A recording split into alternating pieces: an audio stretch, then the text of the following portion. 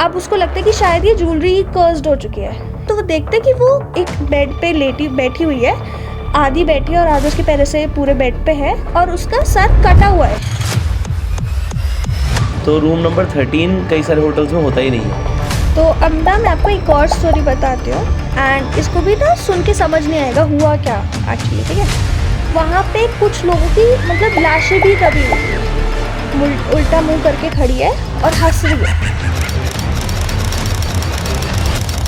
आँखों में खून के आंसू आ रहे होते हैं, बहुत वियर्ड स्माइल दे रही होती है, बाल बिखरे पड़े होते हैं। उसकी मॉम का चेहरा गायब हो जाता है और उसको अपनी एक्स गर्लफ्रेंड का चेहरा दिखता है कि अब तू समझ गया, मैं तुझे लेके ही जाऊँगी।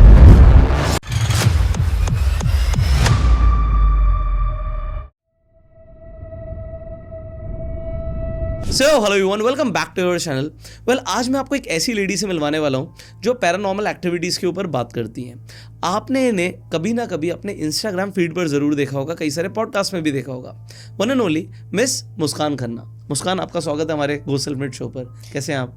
I am good, thank you so much यहाँ पे बुलाने के लिए, मुझे वेरी ऑनर्ड। सो मुझे बड़ा अच्छा लगता है जब मैं किसी को देखता हूँ कि कोई आगे बढ़ रहा है।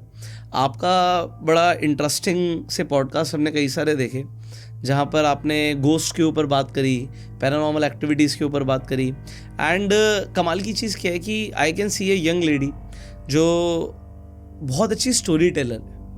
तो मुझे क्या दिखता है कि somebody who is becoming self made in their own field, तो लोग अलग अलग फील्ड से हो सकते हैं, आप बिल्कुल ही एक अलग डायमेंशन में काम कर रहे हो, बट कई सारे लोगों के लिए आप एक इंस्पिरेशन हो सकते हो। जो लोग आज एक स्टोरी टेलर बनना चाहते हैं, वो भी आप ही की तरह आगे बढ़ना चाहते हैं, तो आप भी कई सारे लोगों के लिए एक रोल मॉडल हो। So therefore you are here and even हमें भी काफ़ी कुछ आज आपसे जानने को मिलेगा।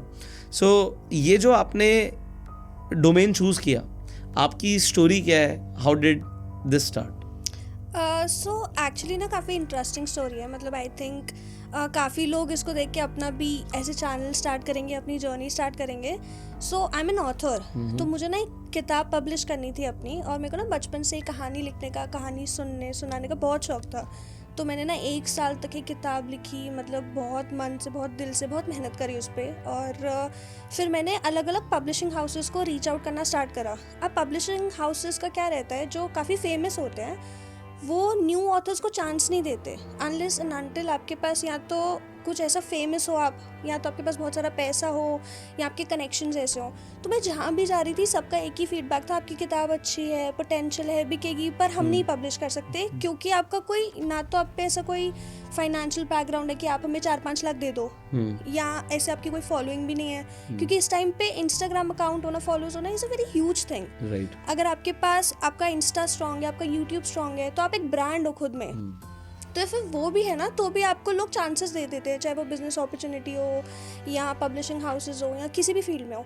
तो सबने मेरे को ये कह के रिजेक्ट कर दिया। So I have a friend, she is very close to me, Riya, and she said कि तुम ये स्टार्ट करो और फिर पब्लिशिंग हाउस खुद तुम्हें अप्रोच करेंगे कि हाँ अब हम आपकी किताब पब्लिश करेंगे and all. So she help me a lot and उसने मेरा खुद चैनल स्टार्ट करवाया, मेरे को बताया कैसे कैसे चीज़ होती है। And I started in Feb या मार्च अभी इस साल अपनी वीडियोज़ रिलीज़ करना, वीडियोज़ बनाना। सो मेरे को स्टोरी टेलिंग का शौक था, तो मैंने इसी फील्ड में स्टार्ट करा। मैं स्टोरीज़ नरेट करती थी, murder mystery, thriller, ghost stories, and luckily उनमें से एक पिकअप कर गई। एंड यहाँ से मेरी स्टोरी स्टार्ट हुई कि फिर ऐसे मैं क्रिएटर बनी, स्टोरी टेलर बनी, फिर इंस्टाग्राम से हट के यूट्यूब स्टार्ट करा, फिर पॉडकास्ट स्टार्ट करे। एंड शी वॉज राइट, अभी मेरे को पब्लिशिंग हाउसेज ऑफर्स देते कि अब हम आपकी किताब लॉन्च करते हैं, एंड सो अब 2025 में किताब आ रही है। Very good, very good. So ये जो फील्ड है, ज़्यादातर लोग ये गोस्ट में या पैरानॉर्मल एक्टिविटीज़ में इसलिए ज़्यादा इंटरेस्टेड होते हैं कि उनका खुद का कुछ पर्सनल एक्सपीरियंस होता है, कुछ ना कुछ। क्या आपका कुछ ऐसा कोई पर्सनल एक्सपीरियंस रहा है कभी? टू बी वेरी ऑनेस्ट, मेरे साथ कभी ऐसा नहीं हुआ कि मेरे को लगा कि हाँ मैंने किसी को इनकाउंटर करा ऐसा। I am very lucky in that way I guess. But हाँ, मैं इस चीज़ में बिलीव बहुत करती हूँ, बिकॉज आई थिंक कि जैसे है ना कि energy can never be created और डिस्ट्रॉयड। तो अगर ऐसा बोल रहे हैं एंड इफ कोई मर रहा है तो फिर क्या, फिर उसके बाद क्या होता है? आप एनर्जी ही हो, फिर आप कहाँ जा रहे हो? एंड बहुत सारे ऐसे केसेस होते हैं जो आपको मजबूर कर देते हैं ये मानने में कि हाँ सच है, क्योंकि लोग सारे लोग तो झूठ नहीं बोलेंगे, कितने लोग झूठ बोलेंगे, कितने केसेस झूठ होंगे। इसलिए मेरे को लगता है ये सच है, बट रियल में मेरे साथ कुछ ऐसा पर्सनली अब तक नहीं हुआ। बट हाँ, मेरे को हमेशा से डर बहुत लगता है। जैसे कभी ऐसा होता है ना कि आप सो रहे हो तो यू गेट दिस फीलिंग कि आप कोई आपको देख रहा है, यू गेटिंग वॉच्ड। वैसा मेरे साथ बचपन में बहुत रहता था। और फिर मेरे को मेरे दादा दादी भी बहुत डरावनी कहानियाँ सुनाते थे, तो मेरा इंटरेस्ट स्टार्टिंग से इन चीज़ों में बहुत रहा है। अब वो बचपन में आता था, कोई है, आपने कभी देखा? फियर ऑफ फ्लाइज और हिश कोई है, ये सब मैंने बहुत देखा है। तभी आपको ऐसा लगता है? मतलब मैं आपको अपना बताता हूँ कि मैं कभी हॉरर मूवीज़ नहीं देखता। अच्छा। क्योंकि मुझे ऐसा लगता है कि अगर मैं हॉरर मूवीज़ देखूंगा तो मेरे दिमाग में वैसी इमेजेस जाएंगी और वो नेगेटिव है। तो मैं नेगेटिव चीज़ें देखूंगा तो मैं नेगेटिव चीज़ों की तरफ अपना ध्यान लेके जा रहा हूँ। So I am shifting my focus to negative things. So मुझे आज भी याद है, एक बार बचपन में मैं वो कोई है देख रहा था और उसमें क्या था कि घर पे कोई नहीं था, आई वॉज अलोन। सो वो बड़ा सा टीवी होता था, पहले तो बड़े वाले आते थे, और उसमें मैं सामने बैठ के देख रहा था। तो उसमें वो जौहर की आँख उस तरीके से वो साउंड इफेक्ट्स भी ऐसे क्रिएट करते हैं। तो देखते देखते 11 साढ़े 11 बज गए, और उसका क्योंकि मैं एक बच्चा था तो मुझे अंधेरे में डर लगने लगा कि यार बस कैसे भी करके सो जाओ, ठीक है। और बचपन में क्या होता था, ये न्यूज़ चैनल वाले भी बहुत ड्रामा करते थे कि घर पे बंदर करेगा आएगा, घर के आगे नींबू मिर्ची रखो, कोई औरत आएगी, ऐसे न्यूज़ चैनल्स पर आते थे, है ना। तो हमें डर लगने लगा कि यार हमारे घर के आगे आएगा। एक बार मुझे याद है, मैं छोटा था, अपनी दादी के पास बैठा था और मैं हनुमान चालीसा पढ़ रहा हूँ कि भाई वो अभी न्यूज़ देखी है, तो उस समय डरने लग गया। तो एक्चुअल में ऐसा कुछ मुझे लगता है कि it is all created. Negative aura हो सकता है, नेगेटिव जगहें हो सकती हैं, भाई ऐसी जगह हो सकती है जहाँ पर कुछ लोगों के साथ गलत हुआ तो वहाँ पे नेगेटिव एनर्जी रह गई। I believe in energy also, it is 100% fine कि मैं एनर्जीज पे बिलीव करता हूँ। बट कोई भूत आके तुम्हें खा जाएगा, कोई तुम्हें मार डालेगा, ये मैं अभी तक तो बिलीव नहीं करता।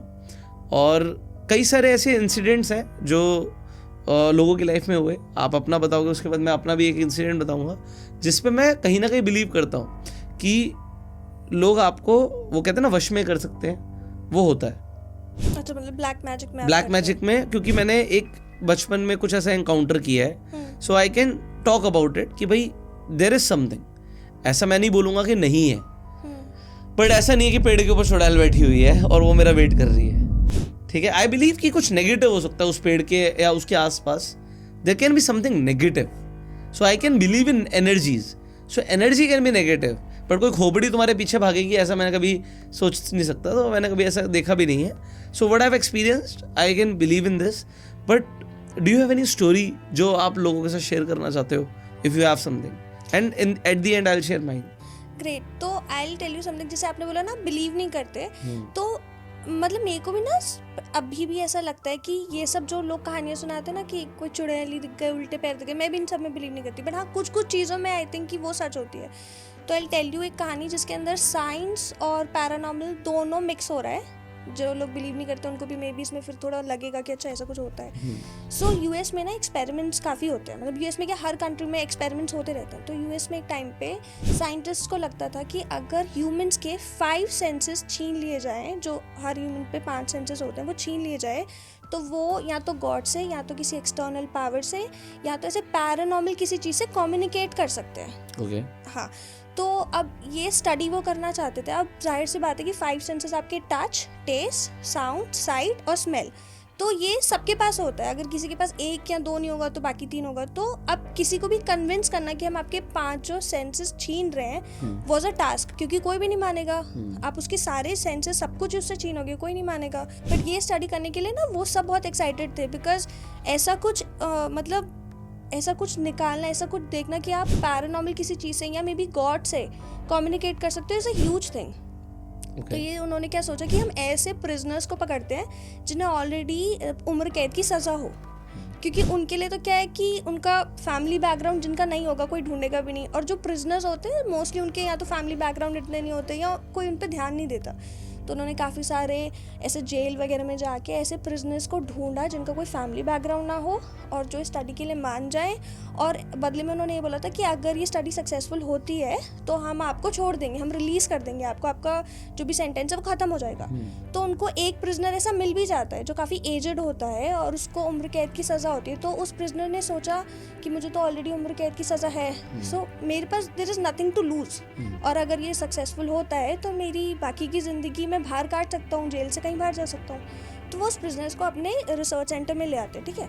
अब वो उस प्रिजनर को लाते तो काफ़ी 2-3 दिन तो उसे बहुत अच्छा ट्रीट करते हैं, क्योंकि वो इतने सालों से जेल में होते तो उसे अच्छा खिलाते पिलाते हैं, उसको मतलब नर्चर बैक टू हेल्थ करते हैं, उसका ध्यान रखते हैं। 3 दिन बाद वो अपना ये एक्सपेरिमेंट स्टार्ट करते हैं। सो एक्सपेरिमेंट स्टार्ट करने के लिए पहले उसके काफ़ी सारे ऑपरेशंस होते हैं, क्योंकि उसकी मतलब सब कुछ आपको छीनना है ना, साइट स्मेल सब कुछ वापस लेना है। तो काफ़ी सारे ऑपरेशंस के बाद वो इसका सब कुछ ख़त्म करके इसको एक रूम में बंद कर देते हैं। एंड उस रूम में बहुत सारे कैमरास होते हैं, माइक्रोफोन होते हैं, मतलब अगर वो सांस भी ले रहा है ना तो भी साइंटिस्ट उसे देख रहे हैं कि वो सांस ले रहा है, वो क्या कर रहा है। और उसके इंस्ट्रक्शंस काफ़ी क्लियर थे कि आपको अगर कुछ भी ऐसा फील हो कि आपको कुछ दिख रहा है, आपको किसी की आवाज़ सुनाई दे रही है, आपको कुछ फील हो रहा है, तो आपको बस माइक में आके बोलना है।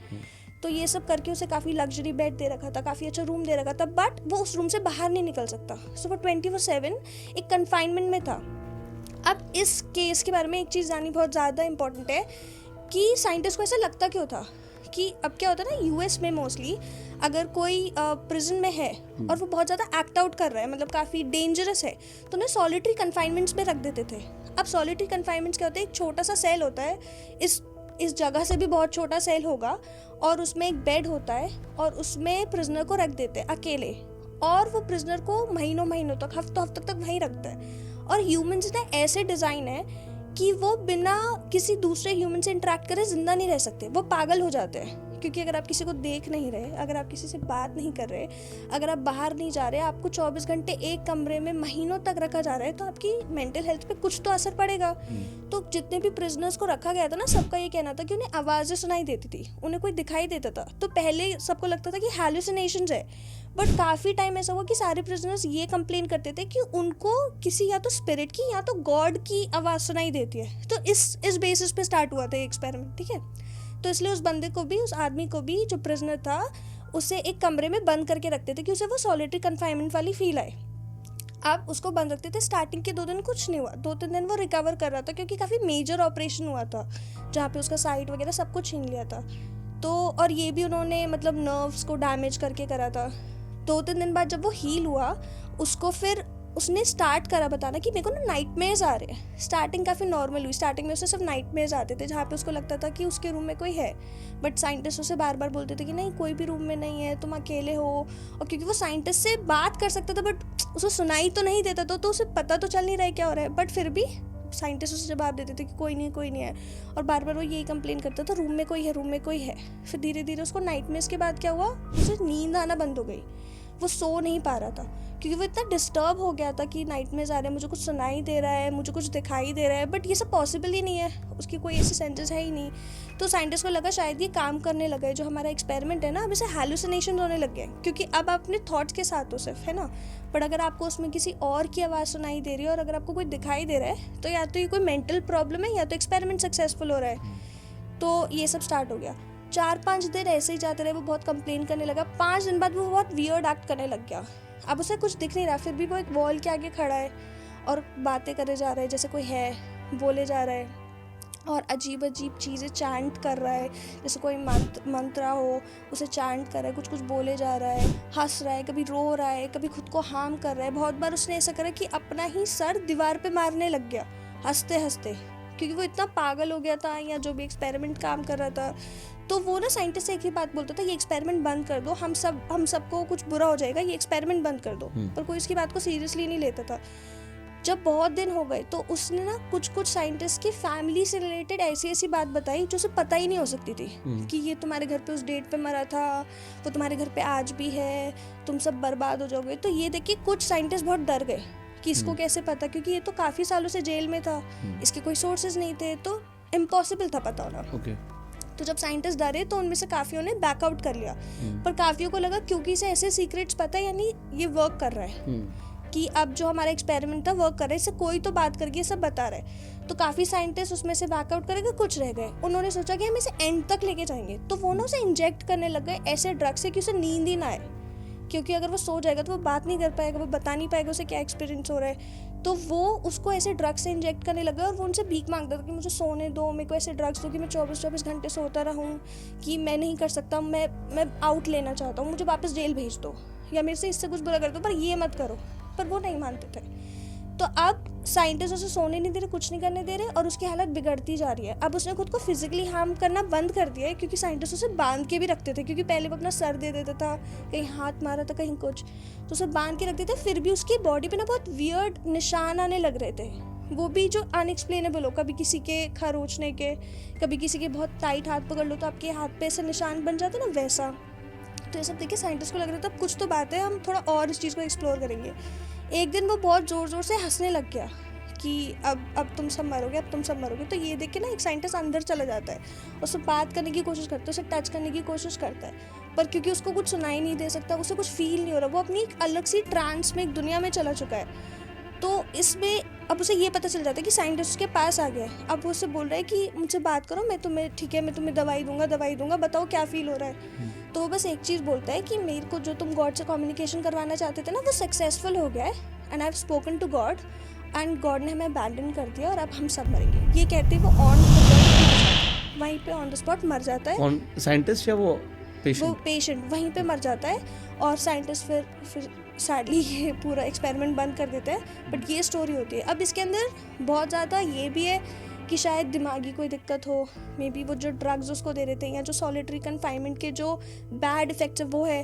बट एक पैरानॉर्मल वाला साइड ये भी है कि फिर वो निशान कैसे आए, ठीक है, उसको बाकी साइंटिस्ट की फैमिली के बारे में इतनी इन्फॉर्मेशन कैसे आई, और बहुत सारे ऐसे साइड्स हैं जो दोनों चीज़ें मिला के ही एक्सप्लेन होती है।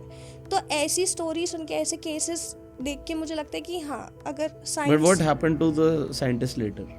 तो उन्होंने ये बंद कर दिया ना, फिर उसके बाद उनके साथ क्या हुआ आई ऑल्सो डोंट नो, मतलब इतना ही मेरे को पता चला है।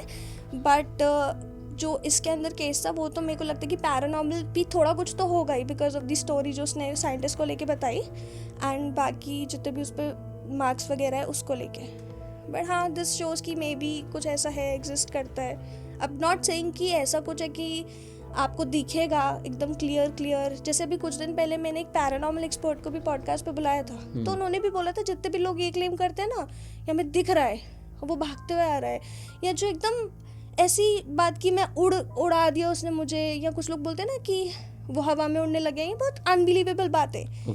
वो सब सच नहीं होती, बट थोड़ा नेगेटिव प्रेजेंस या किसी का उस वश में आ जाना है, जैसे आप कह रहे थे ब्लैक मैजिक का, वो सब सच होता है। आई ऑल्सो फील कि कुछ तो होता है, बट लोग थोड़ा एग्जैजरेट कर देते हैं। अब जैसे हमारा आर्कियोलॉजिकल सर्वे ऑफ इंडिया है, वो कुछ जगहों को हॉन्टेड डिक्लेयर करता है, जैसे भांगड़ फोर्ट हॉन्टेड है। सो क्या बेसिस रहते हैं किसी जगह को हॉन्टेड डिक्लेयर करने की कि हॉन्टेड है? इंसिडेंट्स, जैसे अगर वहाँ पे बहुत सारे इंसिडेंट हुए हों, बहुत सारे लोगों ने क्लेम करा हो, कुछ डेथ्स भी हो गई हो, तो फिर आप गवर्नमेंट स्टेप इन करती है कि हाँ ये हॉन्टेड है। विद भानगर आई थिंक वो हॉन्टेड नहीं है, क्योंकि बहुत सारे पैरानॉर्मल इन्वेस्टिगेटर्स वहाँ गए हैं, कुछ ने बोला कि हॉन्टेड है, बट कुछ ने बोला कि नहीं है। और जिन पे मैं पर्सनली बिलीव करती हूँ कि हाँ इनकी बात में कुछ बात है, उन्होंने बोला कि नहीं है। सो आई ऑल्सो थिंक कि मे बी वहाँ पे कुछ ना हो। बट जैसे भानगर इज ऐसा मॉन्यूमेंटल थिंग ना, तो इसलिए भी आप रात में ऐसी किसी मॉन्यूमेंटल चीज़ पे नहीं जा सकते, तो मे बी शायद उन्होंने इसलिए ऐसा सब बोर्ड्स लगा दियो कि लोग अंदर ना जाएं, कुछ डिस्ट्रॉय ना करे प्रॉपर्टी को and stuff. But I think जो मेजरली अगर गवर्नमेंट किसी चीज़ को हॉन्टेड डिक्लेयर करती है तो वो इंसिडेंट्स पे होता है, कि लोगों को जो इंसिडेंट्स लगे हैं वहाँ पे हिस्टोरिकल इंसिडेंट, दोनों, कि वहाँ पे पहले क्या हुआ और अभी भी ऐसा कुछ हो रहा है कि नहीं हो रहा। इफ़ वहाँ पे कोई जाता है और उसकी ऐसे मिस्टीरियस डेथ हो जाती है, या वो ऐसा कुछ क्लेम करता है, उनके साथ कुछ एक्सीडेंट हो जाता है, और ये बहुत होता है, तो फिर वो इस चीज़ को। दिल्ली में ना टॉम बहुत सारे हैं, तो साउथ दिल्ली में भी टॉम्स हैं। So I will not name, but एक किला है साउथ दिल्ली में। तो रात में मैं अपने फ्रेंड्स के साथ, एक टाइम पे एक या दो फ्रेंड्स ही होंगे वैसे कार में, so we were driving a car. So हम बाई चांस की बात है, हम वहाँ से निकल रहे थे, तो हमें लगा कि यार ये पास में ही है, और वी वर यंग, मतलब I was in college I guess शायद, तो मैंने कहा एक बार चलते हैं। तो वहाँ पे क्या हुआ, जब हम वहाँ पे गए, गार्ड था वहाँ पे, तो गार्ड ने बोला बंद हो गया है, टाइम हो गया है। तो शायद 6-7 बजे होंगे, तो अंधेरा हो गया होगा। तो अंधेरा होने के बाद उसने बोला आप जा नहीं सकते। हमने कहा कोई बात नहीं, will not go inside. But होता क्या है, ये जितने भी कैसल्स होते हैं या किले होते हैं पुराने हो जाते हैं तो ये हॉन्टेड लगते हैं। तो जब हम वहाँ से निकले तो बाई चांस ही होगा, बट हमारी गाड़ी से ना आवाज़ आई कार से, जो पहले नहीं आ रही थी। अब मुझे नहीं पता चूहा घुस गया है क्या हुआ, I do not know, but actual में कार से आवाज़ आने लगी। थोड़ी देर बाद कार पंचर हो गई। Oh okay. अब हमारी थोड़ी सी और लुप हो रही कि भाई ये क्या है, और हमें वहाँ पे डर लग रहा था क्योंकि अंधेरा था। तो वहाँ से तो हम आ गए, बट उसके बाद हमें डर लगने लगा। सो अब कुछ भी हो सकता है, मतलब कोई, मैं ये नहीं बोलूँगा भूत था या कुछ था, एवरीथिंग वाज नॉर्मल। टायर का पंचर जैसे तैसे लगवाया, बट हमने वहाँ गाड़ी नहीं रोकी, हमें थोड़ा डर लगा। हाँ पंचर हो गया, अब हमें रोक नहीं रहा, मतलब पता लग जाता है कि हो गया। थोड़ा दूर निकलने के बाद जहाँ पे लाइट आ गए, सिटी में आ गए, वहाँ पे जाके पंचर लगवा लिया किसी अच्छे से पेट्रोल पंप पे, बट वो थोड़ा सा ऐसा लगा कि हॉन्टेड है। सो मैं एक इंसिडेंट शेयर करता हूँ जो मुझे थोड़ा सा ब्लैक मैजिक टाइप का लगा। तो व्हेन आई वाज यंग, और ये सब कुछ यंग में हुआ, बड़े होके कभी ऐसा हुआ नहीं, क्योंकि मैंने बोला ना कि मैं फिर नेगेटिव चीज़ों की तरफ ध्यान नहीं देता। So when I was young, so मैंने क्या एक्सपीरियंस किया कि जो कुछ लोग होते हैं सांप लेके घूमते हैं और वो कहते हैं सांप के साथ फोटो खिंचवा लो एंड दे चार्ज समथिंग। आपने देखा होगा छोटे छोटे सांप होते हैं लोगों के पास, ज़्यादातर टूरिस्ट प्लेसेस पर होते हैं, तो वो आपके गले पे ऐसे सांप डाल देते हैं, अजगर डाल देते हैं और कहते हैं फ़ोटो खिंचवा लीजिए।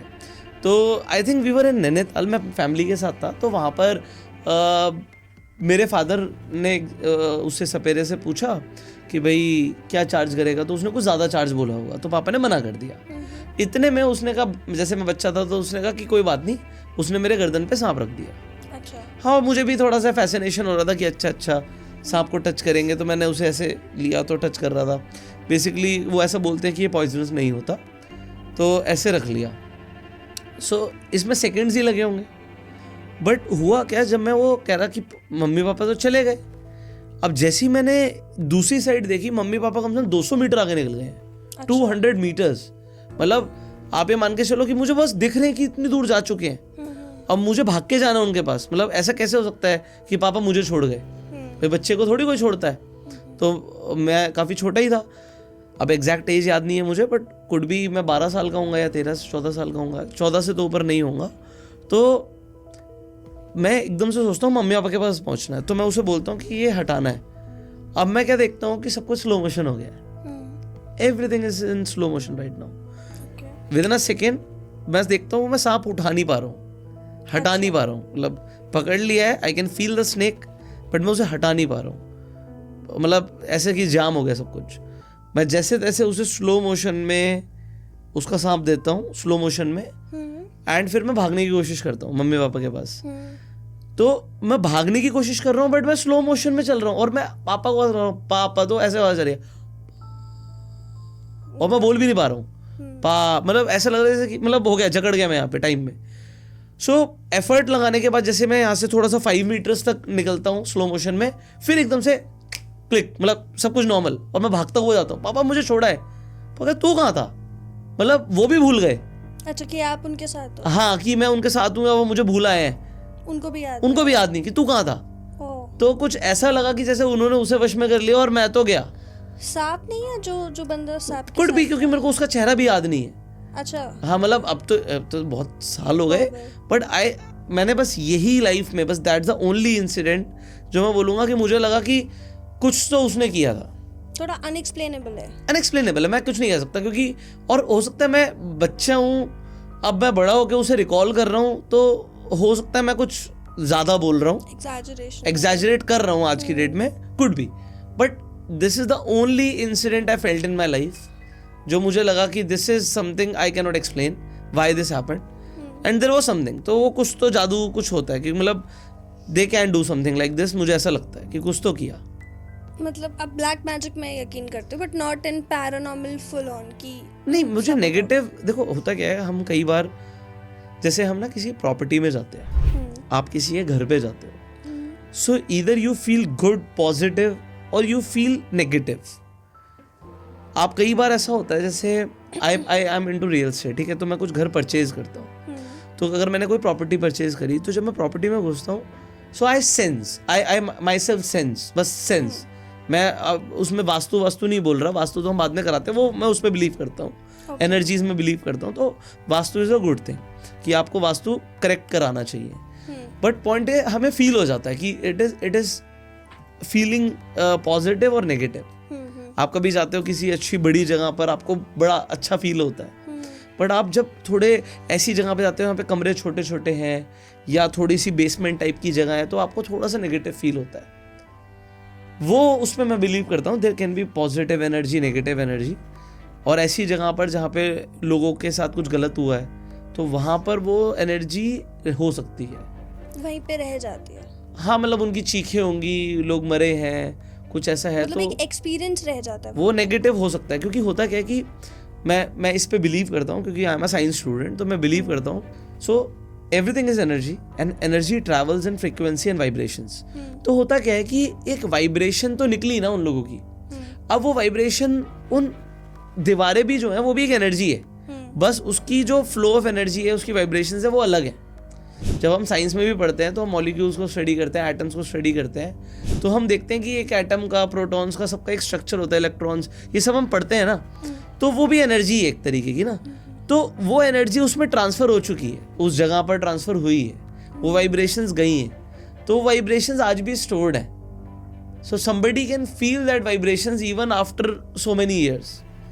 हम जब मंदिर में जाते हैं हमें अच्छा लगता है, वो भी वहाँ पे वो जो घंटी बजती है वो भी एक वाइब्रेशन होती है। तो वो वाइब्रेशंस में मैं बिलीव करता हूँ कि वाइब्रेशंस अच्छी हो सकती हैं, वाइब्रेशंस नेगेटिव हो सकती हैं। जब कोई एक आदमी, आप कभी कोई वीडियो देखते हो जिसमें एक गाय को लटका दिया जाता है और उसे नीचे से काटा जाता है स्लॉटर हाउसेस में, सो वो बहुत नेगेटिव जगह है मेरे हिसाब से, ठीक है। तो even the flash that is there, it is negative, it is filled with negative energy, क्योंकि वो किसी की चीख निकल रही होगी, आपने बस सुनी नहीं है, ठीक है।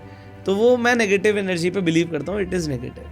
So I just believe in positive and negative energies, और मुझे लगता है कि किसी को वहाँ पर जाके हेलुसिनेशन जैसी चीज़ भी हो सकती है, उसे कुछ फील हो सकता है कि यार यहाँ पे कुछ नेगेटिव था।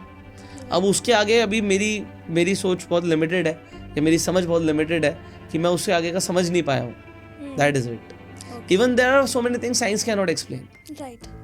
सो there can be n number of things. काफ़ी हॉन्टेड शिप है, मैं आपको उसकी स्टोरी सुनाती हूँ। तो ये शिप ना 1936 में लॉन्च हुई थी और इसका नाम है क्वीन मैरी। और यहाँ पे ना इस शिप को बहुत लोग हॉन्टेड मानते हैं कि यहाँ पे स्पिरिट्स, पैरानॉर्मल एक्टिविटीज़ होती है। और अब ये शिप ना म्यूजियम में कन्वर्ट हो चुकी है, म्यूजियम प्लस होटल में कन्वर्ट हो चुकी है। बट फिर भी आज भी जो भी वहाँ जाता है ना, तो कुछ कुछ उस शिप की ऐसी प्लेसेस है जो लोग बोलते हैं कि यहाँ पे उन्हें एक प्रेजेंस फील होती है। तो 1936 में जब ये शिप लॉन्च हुई थी तो काफ़ी एक लग्जूरियस शिप थी। तो यहाँ पे काफ़ी रॉयल्स आते थे, काफ़ी लोग आते थे, ट्रैवल करते थे। ये ब्रिटिश पैसेंजर शिप थी और यहाँ पे इसको बहुत लोग यूज़ करते थे। तो उनमें ना एक ऐसी औरत थी, एक रॉयल फैमिली से एक आई थी, उसकी ये स्टोरी काफ़ी फेमस है कि उसने एक ऐसा पैरानॉर्मल एनकाउंटर फील करा था। सो जब वो आई थी, वो अपने काफ़ी सारे सर्वेंट्स लेके आई थी, वो रॉयल फैमिली से थी, वो काफ़ी रिच थी, तो उसको ना काफ़ी स्पेशल ट्रीटमेंट मिलता था। अब वो ना काफ़ी सारे गहने, जूल, सब कुछ पहन के आई थी एंड उसको डर था कि यहाँ पे काफ़ी सारे सर्वेंट्स भी है, बहुत लोग हैं, तो वो एक अकेले रूम में सोएगी और रूम को बहुत अंदर से लॉक करके सोएगी कि कोई उसे हार्म ना कर दे, उसको ऐसे चोरी करने के लिए हार्म ना करते। तो जब भी वो सोती थी, फर्स्ट डे से जब से वो शिप में आई थी, अपने रूम को बहुत अंदर से लॉक करके सब कुछ करके सोती थी और अकेले सोती थी उस रूम में। और उसके आसपास के सारे सर्वेंट्स, बाकी रूम्स में उसके सर्वेंट्स थे, हमेशा उसके दरवाजे पे कोई ना कोई रहता था देखने के लिए कि वो सही है कि नहीं है। तो ऐसा था। एक दिन वो किसी ऐसे नीचे डिनर करने जा रही थी, उसने सब कुछ पहन रखा था, she was looking very beautiful. अब वो वहाँ जाके ना डिनर पे काफ़ी ज़्यादा वाइन पी लेती है एंड जब वो आती है उसको उस चीज़ का कुछ याद नहीं रहता, वो ज़्यादा ड्रंक होती है, उसको कुछ याद नहीं रहता और वैसे ही सो जाती है, बट वो लॉक करके सोती है। अब नेक्स्ट डे जब वो उठती है तो उसके सारे ना जितनी ज्वेलरी होती है वो सब गायब होती है। तो उसको लगता है कि किसी ने ना उसकी ज्वेलरी चुरा ली एंड उसमें एक काफ़ी बहुत ही इम्पॉर्टेंट, एक बहुत ही उसके लिए, उसके दिल से क्लोज एक डायमंड था जिसको उसे ढूंढना था जी। उसे अपनी ज्वेलरी से मतलब नहीं था बट उस डायमंड से मतलब था। तो उसने ना शिप के कैप्टन से बोला कि अब तुम सबकी तलाशी लो, सारे रूम्स में तलाशी लो और अपने सारे स्टाफ से पूछो। तो उसके रूम में सिर्फ एक ही जो सर्वेंट था वो जाता था, उस शिप में जो एक वर्कर था, एक सर्वेंट था, वही जाता था क्लीन करने के लिए। तो उसे बोला इसी ने चुराई है, तुम इसका पूरा जो भी तुमने इसे रूम दिया है, बेड दिया, सब तलाश करो, इसको तलाश करो। तो वो उस सर्वेंट को बहुत ह्यूमिलिएट करते हैं उसको ऊपर से नीचे तक पूरा सर्च करते हैं और उसके रूम को सर्च करते हैं, उसके बैग्स को सर्च करते हैं, बट कुछ भी नहीं मिलता। उसके रूम वगैरह हर चीज़ को सर्च करने के बाद सब बोलते हैं इसने नहीं करा, कहीं पे भी कुछ नहीं मिला। तो बट वो मानती नहीं है, तो वो ना उसको बहुत ऐसा टॉर्चर करने लग जाती कि मैं तुम्हारी ज़िंदगी तबाह कर दूंगी। जैसे ये शिप जाएगी ना डेस्टिनेशन पे, फिर देखना तुम्हारे साथ क्या होता है, मैं तुम्हें अरेस्ट करवाऊंगी, ये वो। तो ये सब देख के ना, क्योंकि वो ऑलरेडी काफ़ी पावर में होती है, वो एक रॉयल फैमिली से होती है, कैप्टन वगैरह सब डर जाते हैं और उसको वहीं पे फायर कर देते हैं। बट अब आप फायर कर सकते हो, बट शिप से फेंक तो सकते नहीं हो, क्योंकि अब वो कहाँ ही जाएगा, तो वो उसी शिप पे रहता है। अब वो ये सब ना बर्दाश्त नहीं कर पाता, बिकॉज ऑब्वियसली वो एक बहुत पुअर फैमिली से होता है, एंड उसको फिर टेंशन होती है कि अब वो अपनी फैमिली के लिए किसे प्रोवाइड करेगा, अब क्या करेगा। तो वो उस शिप से कूद जाता है। अब शिप्स का और ओशन का क्या रहता है, वो ऑलरेडी काफ़ी हॉन्टेड माना जाता है। एक तो रात को आप कुछ देख नहीं सकते अगर आप किसी सी में हो, ओशन में हो, कुछ नहीं तो देखेगा, इतना अंधेरा होता है, आप कुछ भी नहीं देख सकते हो, राइट। मतलब पिच ब्लैक, ऐसे लगता भी नहीं आगे कुछ है, एग्रीड। बहुत ही डरावना रहता है। तो लोग ज्यादातर अंदर रहते हैं। फिर वहाँ पे ठंड बहुत रहती है, पानी एकदम फ्रीजिंग वाटर होता है, राइट। तो और वहाँ पे ना काफ़ी ऐसी डेथ्स भी होती है, जैसे कभी कोई शिप क्रैश हो गई, कभी सुनामी आ गई, किसी की जान चली गई, तो वहाँ पे natural deaths, unnatural deaths, mysterious deaths बहुत होती है। तो शिप वैसे भी जितने भी ओशंस होते हैं, सीज होते हैं, वो काफ़ी हॉन्टेड होते हैं अपने अंदर ही।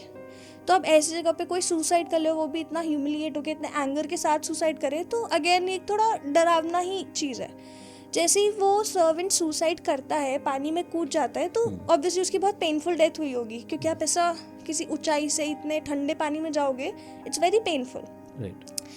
तो उसकी पेनफुल डेथ हुई। और इसी दिन से, उसके अगले दिन से ही उस लेडी को, जो वो रॉयल लेडी होती है, उनको ना नाइटमेयर्स आने स्टार्ट हो गए कि मुझे वो दिख रहा है। वो अपने सारे सर्वेंट्स बाकी से और सबको कंप्लेन करने लग जाती है कि अब मुझे वो सर्वेंट दिख रहा है, मुझे उसकी प्रेजेंस फील हो रही है, मुझे ऐसा लग रहा है कि अब वो मुझे हॉन्ट कर रहा है, कि वो मुझसे बदला ले रहा है, कि मेरी वजह से उसकी डेथ हो गई, अब वो मुझसे बदला ले रहा है। तो पहले तो उसे सिर्फ नाइटमेयर्स आते हैं, उसके कुछ दिन बाद वो सोचती है कि अच्छा शायद ये एक बहुत ही ट्रॉमेटिक एक्सपीरियंस है, इसलिए आ रहा होगा। कुछ दिन बाद वो अपने सर्वेंट्स को कहती है कि तुम ना फिर से तलाशी लो, मेरा डायमंड अभी भी नहीं मिल रहा। अब वो तो मर गया, अगर वो गिल्टी होता तो फिर अब तक तो मिल जाने चाहिए थे, पर अब मर गया, नहीं मिले। तो उनमें से एक सर्वेंट कहता है कि हमने आपके रूम की ही तलाशी नहीं ली, हम आपका रूम सर्च करते, अच्छे से क्लीन करते, क्या पता मिल जाए। तो वो उनको उसके उसी के रूम में मिल जाते हैं, तो सारे के सारे सबको ज्वेलरी उसी रूम में मिल जाता है, क्योंकि वो ड्रंक होती है तो उसने कहीं छुपा के रख दी होती है। अब जब ड्रंक होते हो, बहुत ज़्यादा ड्रंक होते हो, आप कुछ चीज़ें कर देते हो, आपको याद नहीं रहता, ब्लैकआउट हो जाता है, तो उसने कहीं छुपा के रख दी होती है। तो अब उसको ऐसा गिल्ट होता है कि मेरी वजह से एक इनोसेंट की जान चली गई। सब लोग उसे थोड़ा थोड़ा बोलने लग जाते हैं कि अरे उसकी तो कोई गलती नहीं थी, ये वो। बट देन अगेन वो काफ़ी रॉयल फैमिली से होती है, कोई उसे कुछ एग्जैक्टली बोल नहीं सकता। तो फिर उसके बाद कुछ दिन बाद सब कुछ मामला थोड़ा नॉर्मल हो जाता है। वो फिर से वही ज्वेलरी पहन के नीचे डिनर करने जाती है। अब जैसे वो पहनती है ना उसे, तो उसको लगता है कि उसे वो सर्वेंट दिख रहा है, मतलब अभी वो सो भी नहीं रही, वो सिर्फ तैयार हो रही है एक शीशे के आगे, और उसको उस सर्वेंट की रिफ्लेक्शन दिख रही है, वो हंस रहा है और उसको ऐसे क्रीपी लुक दे रहा है। अब उसको लगता है कि शायद ये ज्वेलरी कर्स्ड हो चुकी है, मेरी वजह से वो मरा है इस ज्वेलरी की वजह से, और अब मैं इसे पहन रही हूँ तो मे बी ये कर्स्ड है, अब मैं इसे नहीं पहन सकती। फिर भी वो एक दो दिन ट्राई करती है, कभी सुबह पहन के, कभी किसी और को पहना के, किसी और को पहनाती है तो कोई कंप्लेन नहीं करता। तो फिर उसको लगता है कि मे बी ना मुझे ये सब छोड़ देनी चाहिए, ज्वेलरी ना फेंक देनी चाहिए। तो वो सारी ज्वेलरी, अपना डायमंड, सब कुछ लेती है, ओशन में फेंक देती है रात को, कि अब शायद ये ख़त्म हो जाए। अब फिर वो उस दिन रात को आती है अपने रूम में और लॉक कर देती है। अब जब वो लॉक करती है ना, तो वो काफ़ी चेन्स लॉक सबके साथ लॉक करती है और एक फर्नीचर रख देती थी हर रोज़ रात को। और जब से ये चोरी वाला इंसिडेंट हुआ था, जो हुआ नहीं था एक्चुअली, बट उसके बाद तो वो और फर्नीचर पुश करके कि मे बी डबल सिक्योरिटी रहेगी, तो वो करती है।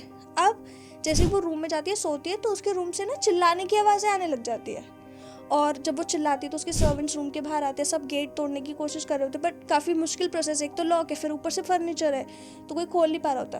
तो बहुत चिल्लाती है, बहुत ऐसा आवाज़ निकालती कि नहीं नहीं मुझे मत मारो, बट रूम में तो कोई था ही नहीं। फिर ना वो एकदम से हंसने लग जाती है, और बहुत ही क्रीपी साउंड में काफ़ी ज़ोर ज़ोर से हंसने लग जाती है, और एकदम से वो रुक जाती है। तब तक फिर काफ़ी क्रू मेंबर्स को बुलाया जाता है, लॉक खोला जाता है, अंदर जाते हैं, तो वो देखते हैं कि वो एक बेड पे बैठी हुई है, आधी बैठी है और आधे उसके पैर से पूरे बेड पे है, और उसका सर कटा हुआ है, आधे ज़्यादा सर कटा हुआ है और थोड़ा सा लटक रहा है, उसके मुंह पे काफ़ी क्रीपी स्माइल है।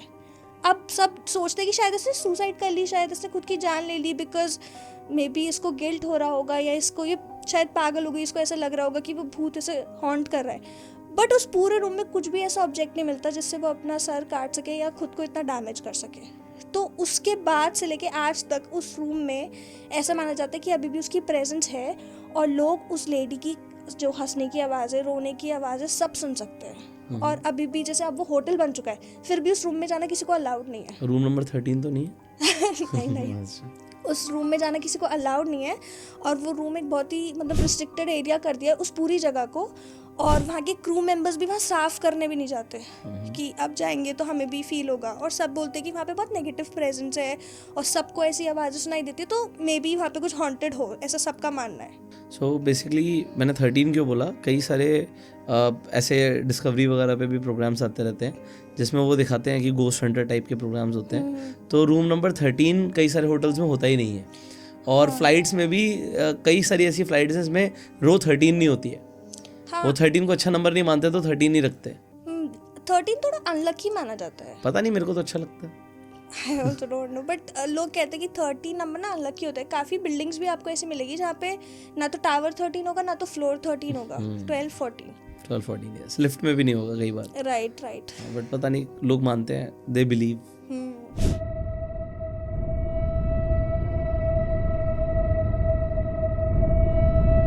तो अब ना मैं आपको एक और स्टोरी बताती हूँ एंड इसको भी ना सुन के समझ नहीं आएगा हुआ क्या एक्चुअली, ठीक है।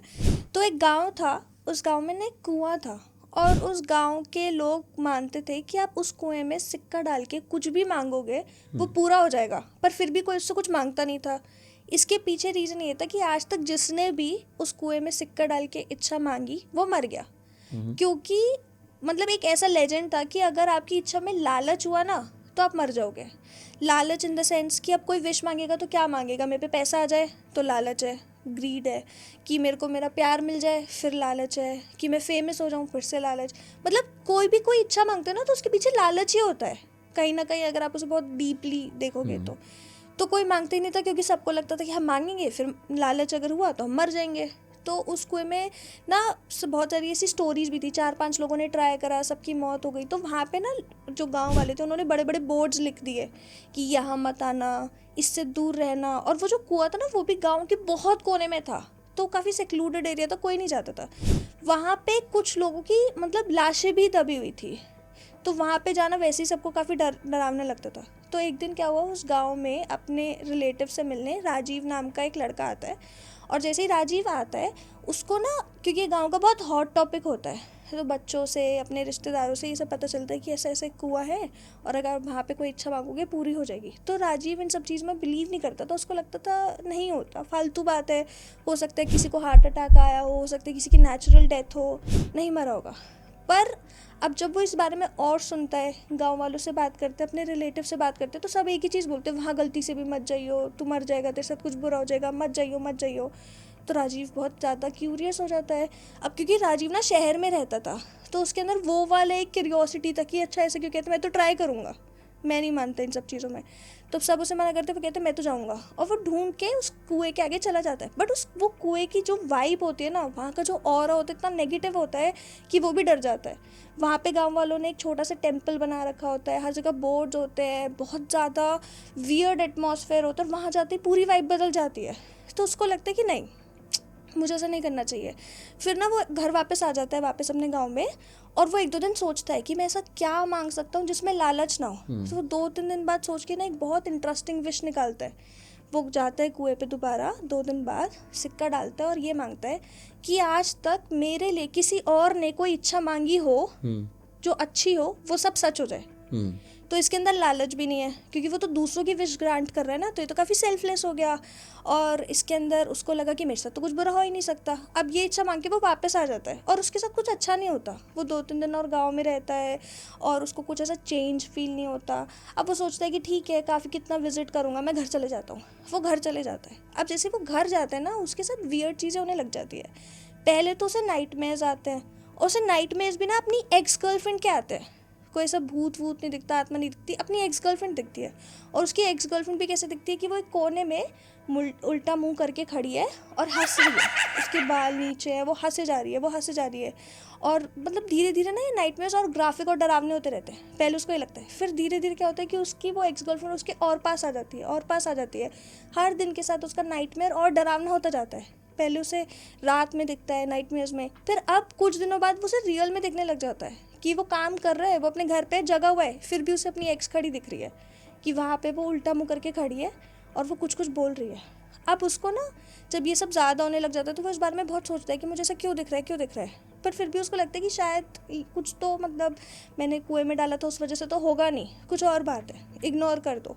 और वो अपनी रियल लाइफ में बहुत बिजी हो जाता है कि अब क्या करोगे, काम वाम भी होता है, इंसान के दिमाग से निकल जाता है। 4-5 दिन में उसका हालत बहुत बुरी होने लग जाती है, उसको नींद आना बंद हो जाती है। वो उठता है ना, आँख खोलते उसे उसकी एक्स गर्लफ्रेंड दिखती है और उसका फेस अब इसकी तरफ होता है एक्स गर्लफ्रेंड का, और बहुत डरावना, क्रीपी, आँखों में खून के आंसू आ रहे होते हैं, बहुत वियर्ड स्माइल दे रही होती है, बाल बिखरे पड़े होते हैं, हर जगह निशान होते हैं, और उसे वो हर जगह दिख रही है। और वो एक्स गर्लफ्रेंड ना कुछ चैंट करती रहती है, तो उसके होठ हमेशा हिलते रहते हैं। ये देख के वो बहुत डर जाता है, उसको लगता है कि उसे किसी से बात करनी चाहिए। तो पहले वो थेरेपी पे जाता है, सब कुछ बताता है, तो लोग कहते हैं कि शायद तुम्हें हैलुसिनेशंस हो रहे हैं, उसे दवाइयों पे डाल देते हैं, स्लीपिंग पिल्स देते हैं, फिर भी उसे नींद नहीं आती। वो कुछ भी कर ले, कितनी भी दवाइयाँ ले ले, नहीं आती। अब एक टाइम के बाद और हालत ख़राब होती है, अब उसको ना सिर्फ अपनी एक्स गर्लफ्रेंड की आवाज़ सुनाई दे रही है। मतलब ऐसा होता है कि अगर कोई उसके साथ बैठ के बोल रहा है ना, उसे कुछ सुनाई नहीं देगा, बस उसे उसकी एक्स गर्लफ्रेंड का चैंटिंग सुनाई देता रहेगा, पर उसे समझ नहीं आ रहा वो क्या बोल रही है, बस सुनाई दे रहा है, पर कुछ समझ नहीं आ रहा। वो इतना परेशान हो जाता है कि वो सोचता है कि वो अपनी एक्स गर्लफ्रेंड के घर पे जाएगा और उससे बात करेगा, मे बी तब वो ठीक हो जाए। तो जैसे ही वो अपनी एक्स गर्लफ्रेंड के घर जाता है, उसको उसकी मॉम वगैरह दिखती है, अपनी गर्लफ्रेंड की मॉम दिखती है, और वो उसको देखते ही रोने लग जाती है। तो वो बोलते हैं कि आप मुझे देख के ऐसे रो क्यों रहे हो, क्या हुआ क्या हुआ, वो कहाँ पे, मुझे उससे कुछ बहुत ज़रूरी बात करनी है। तो उसकी मॉम बोलती है तुम्हें नहीं पता। तो इनके ब्रेकअप को ना 2 साल हो चुके होते हैं। तो उसकी मॉम ऐसे रोते रोते बोलती है उसने तो 1.5 साल पहले आत्महत्या कर ली, वो तो मर गई है। तो एकदम हैरान हो जाता है कि मर गई, क्यों मर गई, मतलब क्या हुआ, वो तो सही थी, वो तो मतलब खुश थी अपनी लाइफ में, ऐसा क्या हुआ। तो उसकी मॉम बोलती है कि वो तुमसे इतना प्यार करती थी कि तुम्हारी जुदाई बर्दाश्त नहीं कर पाई, और अपने लास्ट डेज में बस वो यही प्रे करती रहती थी, यही दुआ मांगती रहती थी कि तुम उसके हो जाओ, और ये बस तुम्हारे लिए इच्छा मांगती थी कि तुम उसके हो जाओ, तुम दोनों फिर से यूनाइट हो जाओ। और जब उसे ये सब बर्दाश्त नहीं हुआ, तुम उसे इतना इग्नोर करते थे, इतना गंदा ट्रीटमेंट करते थे, फ़ोन नहीं उठाते थे, कॉल नहीं उठाते थे, कि उसने अपनी जान ले ली। तो ये सुन के वो समझ जाता है कि उसकी एक्स गर्लफ्रेंड ने इच्छा मांगी थी कि तुम मेरे हो जाओ, और उसने इच्छा मांगी थी कि किसी ने भी जो मेरे लिए विश मांगी वो पूरी हो जाए। तो उसको एक हिंट आ जाता है कि शायद अब उसकी इच्छा पूरी हो गई है। इतने में ही उसकी मॉम का चेहरा गायब हो जाता है और उसको अपनी एक्स गर्लफ्रेंड का चेहरा दिखता है कि अब तो समझ गया, मैं तुझे लेके ही जाऊंगी। अब दोस्तों ये एक स्टोरी थी, अब स्टोरी रियल थी फिक्शन थी, चलो इन्हीं से पूछ लेते हैं, was that a real story? सच बोलने क्या, सच बोल दो। हाँ, मतलब ये स्टोरी फिक्शनल थी, ऑल्दो ऐसा लेजेंड है कि किसी गांव में ऐसा है कुआं जिस पे आप मांगते हो विश तो पूरी हो जाती है, बट जो बाकी की इधर उधर की बात थी वो थोड़ी फिक्शनल थी। फिक्शन थी। तो स्टोरीज क्या होता है, ये बनाई जाती है। अब आपको हो सकता है आपको डर लगे किसी की बात पे, किसी चीज़ों पे, बट ज़्यादातर जो आप स्टोरी सुनते हो इंटरनेट पर, मूवीज़ में आप देखते हो, तो वो फिक्शन होती है। तो पहली बात तो डरना नहीं है। पॉइंट नंबर 2, क्या आपको मज़ा आया स्टोरी सुनने में? मज़ा आया? मुझे आया, तो ठीक है। जो पीछे कैमरा, आपको सुनाने में मज़ा आया, राइट। सो आप क्या डिकोड करोगे कि how to narrate a story? Will you decode this? तो मेरे को क्या लगता है ना, कोई भी स्टोरी ना ऐसी होनी चाहिए कि इंसान को लास्ट के बीच में हो कि लास्ट में क्या हुआ, कि लास्ट में एंडिंग कैसे हुई, ये जानने की क्यूरियोसिटी अगर किसी में भी है तो वो पढ़ लेगा। आपकी एंडिंग अच्छी हो सकती है, आपकी एंडिंग बुरी हो सकती है, पर आपकी स्टार्टिंग हमेशा अच्छी ही होनी चाहिए। जैसे मैंने भी बहुत सारी ऐसी नॉवेल्स पढ़ी है जिनकी एंडिंग मुझे बहुत बेकार लगी, पर उनकी स्टार्टिंग इतनी हुकिंग थी कि मैं वो किताब बंद नहीं कर पाई। पूरी पढ़ते हुए मेरे को लग रहा है नहीं बंद कर देनी चाहिए, बेकार बुक है, पर नहीं, पर रख ही नहीं पाती क्योंकि वो इतनी एंगेजिंग होती है। So with my stories also मैं स्टार्टिंग में ही थोड़ा सा क्लू दे देती हूँ क्या होगा, कि कुछ तो है, भूतिया होने वाला है, या कुछ ब्लैक मैजिक से रिलेटेड होने वाला है, या कुछ तो डिफरेंट होने वाला है, पर मैं बताती नहीं हूँ। और फिर एंड में भी मैं उसे सस्पेंस के साथ ही छोड़ती हूँ कि एक एज वाली फीलिंग आए लोगों को, लोग खुद सोचे हाँ, कि आगे क्या हुआ, हाँ, कि अब वो लड़का मरा है नहीं मरा। तो एक मूवी है इंसेप्शन, उसके साथ भी ना सेम होता है कि वो इतना ऐसे एंड नोट उसका ऐसे रखते हैं कि आधी ऑडियंस कहती है ये हुआ, ए हुआ, आधी ऑडियंस कहती है बी हुआ, तो आपको ऐसी बनानी चाहिए। अब इंसेप्शन किसको समझ ना आने के बावजूद भी इतनी वर्ल्ड नोन फेमस मूवी है, क्यों? सिर्फ क्यूरियोसिटी की वजह से। तो मेरे साथ भी मैं यही यूज़ करती हूँ कि स्टोरी को ऐसे एंड करो कि लोग अपनी खुद की एंडिंग बनाएं कि Right. अच्छा ऐसा हुआ होगा या मे बी ऐसा हुआ होगा ऐसे। सो दोस्तों, स्टोरी टेलिंग में बहुत सारे फैक्टर्स हैं। अब इसके अंदर वॉइस मॉड्यूलेशन भी इंपॉर्टेंट प्ले करता है। एंड स्टोरी में देखो, स्टोरी तो होनी चाहिए कि अगर आपके पास आप चीज़ों की स्टोरी बना सकते हो तो बहुत बढ़िया रहता है। सो अगर आप किसी से बात करते हो ना, so you become a very attractive person जब आप कोई स्टोरी नरेट करते हो। क्योंकि अगर आपके पास स्टोरीज़ हैं, मतलब आपके पास किस्से हैं सुनाने के लिए, तो लोग आपकी प्रेजेंस में बैठना चाहेंगे। सो आप बोरिंग नहीं साउंड कर रहे, आप इंटरेस्टिंग साउंड कर रहे हो। सो आगे सीखते हैं, अगेन कोई स्टोरी लेते हैं एंड फिर उसे डिकोड करेंगे। तो एक और स्टोरी मैं आपको बताती हूँ, और इसके अंदर भी ना एंड में आपको समझ नहीं आएगा कि ऐसा क्यों हुआ या क्या रीज़न था। तो ये स्टोरी रागिनी की है। तो रागिनी काफ़ी अच्छी फैमिली में पैदा होती है। बस एक चीज़ होती है जो उसे सबसे अलग बनाती है कि उसके दोनों पेरेंट्स ना ऑर्फन होते हैं और उन दोनों का कोई बैकग्राउंड नहीं होता। तो ना उसकी कोई नानी होती है, ना कोई दादी होती है, ना कोई उनके रिलेटिव्स होते हैं।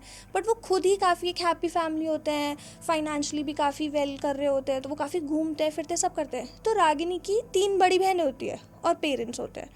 तो अब रागिनी की सबसे छोटी होती है, उसकी तीनों बड़ी बहनों की भी शादी हो चुकी होती है। तो रागिनी को ना हमेशा बचपन से एक प्रेशर लगता है कि मेरा कोई भाई नहीं है, मेरा कोई भाई नहीं है। क्योंकि आप देखते हो ना कि पेरेंट्स कहते हैं बेटा होना ज़रूरी है, या एक वो बुढ़ापे का ढाल बनता है, आपको सपोर्ट करता है। तो रागिनी को हमेशा से प्रेशर लगता है कि मैं सबसे छोटी हूँ, मेरी बहनों की तो शादी हो जाएगी, तो मैं अपने घर का बेटा बनूंगी, मैं अपने पेरेंट्स को सपोर्ट करूँगी। तो अब ऐसे करते करते वो बड़ी होती है, वो काफ़ी अच्छी एजुकेशन लेती है, काफ़ी अच्छी जॉब करती है। वो 25 की हो जाती है। अब उसके पेरेंट्स उसे फोर्स करते हैं कि तुम शादी करो, शादी करो। तो वो हमेशा सारे रिश्तों को रिजेक्ट कर देती है, नहीं नहीं मुझे नहीं करनी, मुझे नहीं करनी। तो फिर पेरेंट्स एक दिन उसे बिठा के कहते हैं बेटा ऐसा क्यों, तुम्हें क्यों शादी नहीं करनी। तो वो बताती है रोते रोते कि मेरे को ऐसा लगता है कि आप अकेले हो जाओगे। तो कहते हैं हम क्या अकेले होंगे, हम घूमते रहेंगे, हम पे पैसा है, हम पे सब कुछ है, हमें क्या दिक्कत है। मतलब अगर वो शायद फाइनेंशियली वीक होते तो मे बी आपके पास कोई रीज़न था, बट अभी तो कोई रीज़न ही नहीं है। तो वो कहते नहीं नहीं मैं आपको छोड़ के नहीं जा सकती, तीनों दीदी भी चली गई, मैं आपके साथ रहूँगी। फिर भी उसके पेरेंट्स उसे समहाउ वो कर देते हैं कन्विंस। अब रागिनी की ना एक और थोड़ा सा एक चीज़ है जो थोड़ा उसे सबसे अलग करती है। रागिनी के घर पे कोई भी लड़का नहीं होता। उसकी तीनों दीदी के भी जो बच्चे होते हैं सब लड़कियाँ। रागिनी भी 4 बहनें थी। तो अब रागिनी की शादी हो जाती है और उसके पेरेंट्स उसे कन्विंस करके शादी करवा देते हैं। 1-2 साल तक उसकी शादी बहुत अच्छी चलती है, सब सही चलता है। 2 साल बाद उसको एक बेबी बॉय होता है। तो एकदम टॉप ऑफ द वर्ल्ड होती है कि मेरे घर का पहला बेटा है। क्योंकि कोई वो भी नहीं है ना, रिलेटिव्स भी नहीं है, घर में कोई और लड़का भी नहीं है। तो उसको लगता है मेरा पहला बेबी बॉय है, इसको बहुत मतलब वो बहुत प्रेशियस मानती है अपने बेटे को। वो उससे बहुत ज़्यादा प्यार करती है, बहुत पॉजेसिव होती है उसके लिए। अपने पेरेंट्स के सामने काफ़ी प्राउड फील करती है कि वो अपने फैमिली में एक फ़र्स्ट बॉय लाई है। ऐसा अब एक फीलिंग होती है ना कि आपने कुछ ऐसा करा है कि जो अभी फैमिली में नहीं है। वो काफ़ी खुश होती है। अब 2-3 महीने बाद जब लड़का थोड़ा बड़ा हो जाता है, रागिनी थोड़ा मतलब हेल्दी हो जाती है डिलीवरी वगैरह के बाद, तो वो सोचती है वो अपने पेरेंट्स के साथ रहने जाएगी।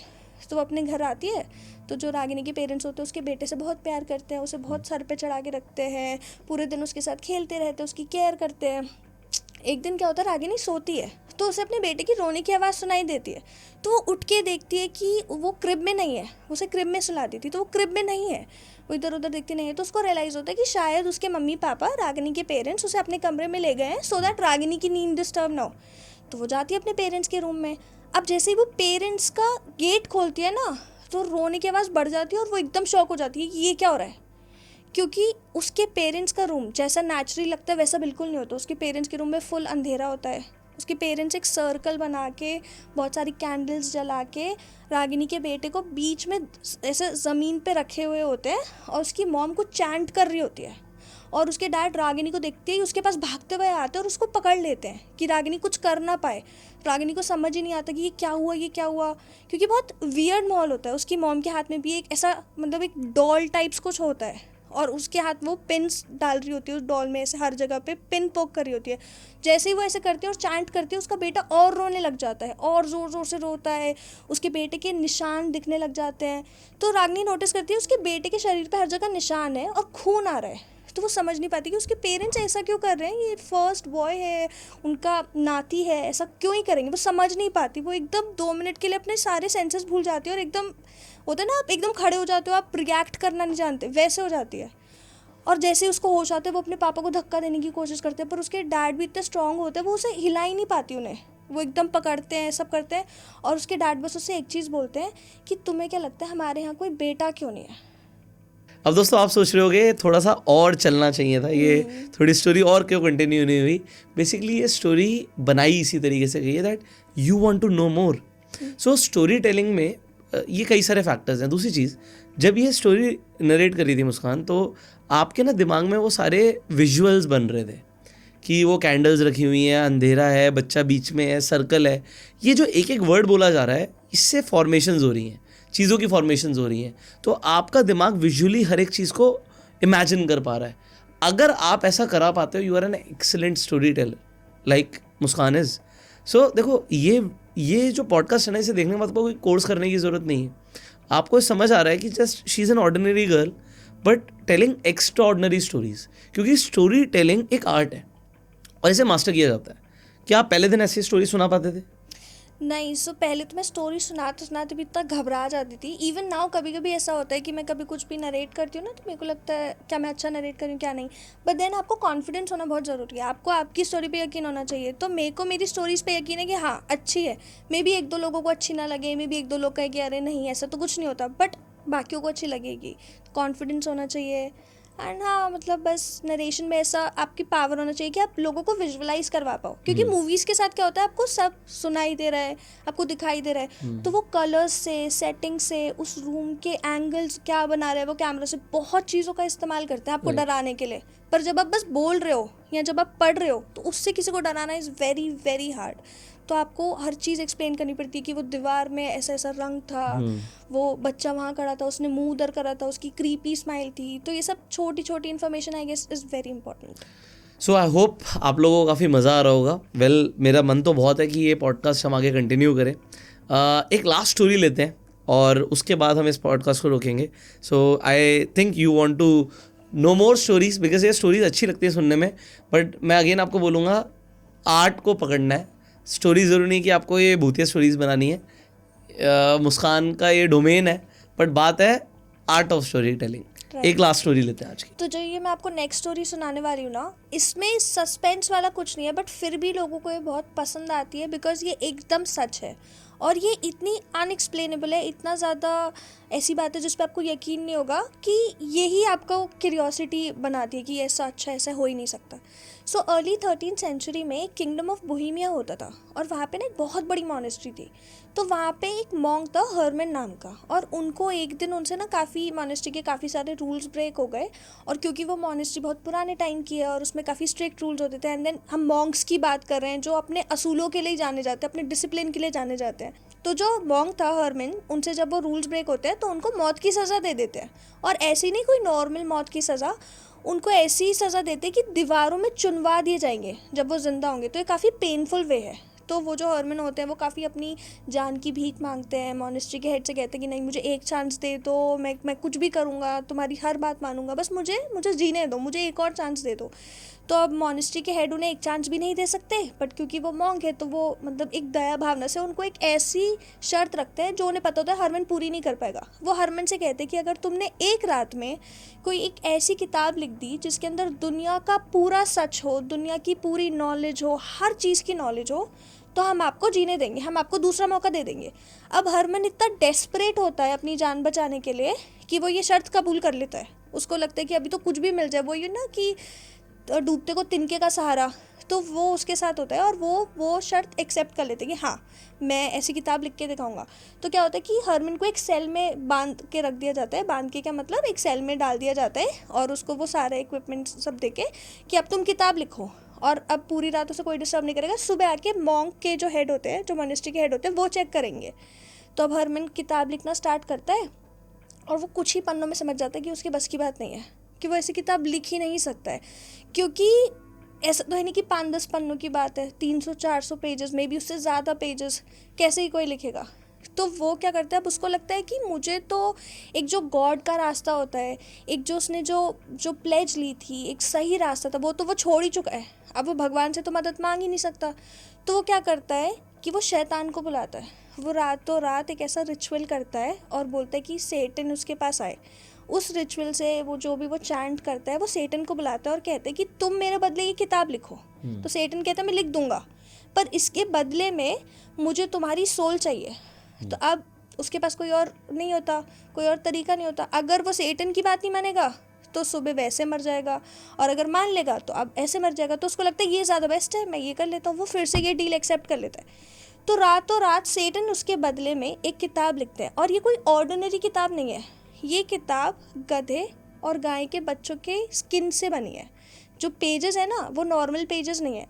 ये पेजेस मतलब ये किताब अभी भी एग्जिस्ट करती है और एक म्यूज़ियम में रखी है। और अगर आप अभी भी देखोगे ना, काफ़ी एक लंबी किताब है जिसका वेट 76 kgs है। और अगर आप इसके पन्ने देखोगे तो आपको पता चलेगा कि ऑर्डिनरी पन्ने नहीं, बट गधे और गाय के बच्चों की स्किन से बने हुए पन्ने हैं।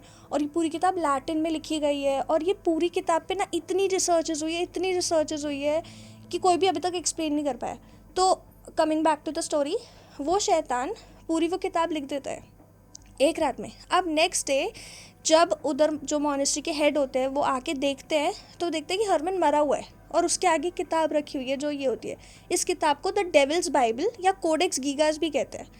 अब वो जब ये पढ़ने की कोशिश करते हैं ना, कोई भी उसे डिकोड नहीं कर पाता। तो एंशिएंट लैटिन में लिखी होती है एंड कोई भी उसे अच्छे से डिकोड नहीं कर पाता, कोई नहीं समझ पाता। बट वो किताब इतनी इंटरेस्टिंग होती है ना, उधर अलग अलग स्क्रिप्चर्स बने हैं, अलग अलग पेजेस लिखे हैं। इनफैक्ट ऐसा भी माना जाता है कि उस किताब में हेवन का मैप है, और उस हेवन के मैप में एक भी ह्यूमन जैसी कोई फिगरीन नहीं है, विच मीन्स कि हेवन में कोई इंसान नहीं है अकॉर्डिंग टू द रिसर्चर्स, या जो भी इस किताब की डिकोड करते हैं। सिर्फ इतना ही नहीं, उस किताब में अलग अलग जगह शैतान के, सेटन के, लूसीफर के पिक्चर्स भी बने हुए हैं, और वो भी नॉर्मल पिक्चर्स नहीं, एकदम डरावने पिक्चर्स। और इन्हीं पिक्चर्स को बोला जाता है कि रियल डिपिक्शन है, कि लूसीफर सच में ऐसा ही दिखता होगा। कुछ लोग मानते हैं कि ये हरमन ने बनाए हैं लूसीफर या सेटन को थैंक्स करने के लिए। कुछ लोग कहते हैं कि उन्होंने ही बनाया है लोगों को दिखाने के लिए कि हम कैसे दिखते हैं। इसके अलावा इस बुक के बारे में जो और इंटरेस्टिंग बात है कि ऐसा माना जाता है कि जिसने भी आज तक अर्ली 13th सेंचुरी से लेके आज तक जिसने भी इस बुक को अपने पास रखने की या पढ़ने की कोशिश करी है, उसके साथ कुछ बहुत बुरा होता है। तो पहले ना इसको एक म्यूजियम में रखा जाता है, और उस म्यूजियम मैं तो सर्च भी नहीं करूंगा इंटरनेट पे। पर आपको इंटरनेट पे मिल सकती है किताबें, आप सर्च करो ना। कंटिन्यू। तो क्या कहते हैं, जब एक म्यूजियम में रखी जाती है तो उस पूरे म्यूजियम में बहुत ही गंदी आग लग जाती है, सब कुछ तबाह हो जाता है सिवाय इस किताब के। इस किताब के सिर्फ 10 पेजेस उस म्यूजियम में खोते हैं या जल जाते हैं, कुछ भी होता है, पर इस किताब को बचा लिया जाता है और पूरा म्यूजियम तबाह, पूरी लाइब्रेरी वो ख़त्म हो जाती है उस आग की वजह से। लेदर पे आग नहीं लगती ना? हाँ, और मतलब लेदर पे आग नहीं लगती, फिर भी थोड़ी वियर्ड बात है ना कि सब कुछ जल गया सिवाय इसके। एंड उसके बाद बहुत लोगों ने, काफ़ी रॉयल्स ने, कभी किसी क्वीन ने, कभी किसने इसको रखने की कोशिश करी, पर जिस भी क्वीन ने रखने की कोशिश करी वो डिथ्रोन हो गई। जिस रॉयल ने रखने गए उनके साथ बहुत कुछ बुरा हुआ, वो सब मर गए या कुछ अनएक्सप्लेनेबल हो गया, उनके सारे पैसे चले गए। तो ये बहुत कर्स्ड किताब मानी जाती है। और आज तक भी, जैसे आपने ये बात नोटिस करी होगी, जितना भी इस मतलब वर्ल्ड में किताबें हैं, सबके कोई ना कोई ट्रांसलेशन है, कोई ना कोई सेकंड कॉपी है, या कुछ ना कुछ तो है, वो इकलौती नहीं होगी।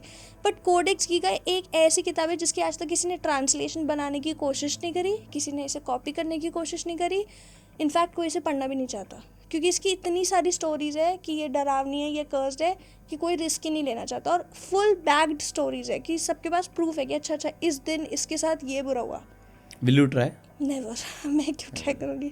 मैंने कहा नहीं, मैं तो ऑलरेडी इन चीज़ों में मानती हूँ, तो मेरे को तो लगता है कि दूर रहो। अभी भी ये म्यूज़ियम में है और लोग इसे देखने जाते हैं, बट कोई भी इसे पढ़ने की या इसके बारे में ज़्यादा रिसर्च करने की ट्राई नहीं करता। सो अभी इंटरेस्टिंग क्या हो गया कि जब इन्होंने शुरू में बोला कि इट इज़ रियल, तो इट इज़ नॉट फेक, तो आप लोगों का एक अटेंशन अलग तरीके से चला गया। करेक्ट। कि नाउ इट इज़ रियल। तो इससे पहले हमने फिक्शन के ऊपर बात करी, now it is real.